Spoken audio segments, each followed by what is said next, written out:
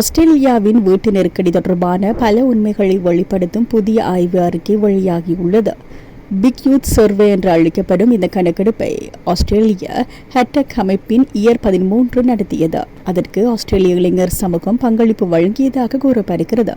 3 ஆஸ்திரேலியர்களில் ஒருவர் தங்கள் வாழ்நாள் முழுவதும் குத்தகைதாரராக வாழ வேண்டும் என்று நம்புவதாக கணக்கெடுப்பின் முடிவுகள் தெரிவிக்கின்றன. கணக்கெடுப்பில் பங்கேற்ற 18 இருந்து 24 வயதிற்குட்பட்ட ஆஸ்திரேலியர்களில் 36% பேர் தங்களால் வீட்டின் உரிமையை பெற முடியாது என்று கருத்து தெரிவித்துள்ளனர். கணக்கெடுப்பில் பங்களித்தவர்களில் சுமார் 25% பேர் இன்னும் தங்கள் பெற்றோருடன் வாழ்கின்றனர் என்றும் குறிப்பிடப்பட்டுள்ளது. கணக்கெடுப்பில் பங்கேற்ற 25 29 வயதிற்கு இடைப்பட்ட 4 ஆஸ்திரேலியர்களில் ஒருவர் பெற்றோரின் வீட்டை விட்டு வெளியேற எதிர்பார்ப்பதாக தெரியவந்துள்ளது. இருப்பினும் அவர்களில் சுமார் 3% பேர் தற்போதைய வீட்டை விட்டு வெளியேற விரும்பவில்லை என்று வலியுறுத்தியுள்ளனர்.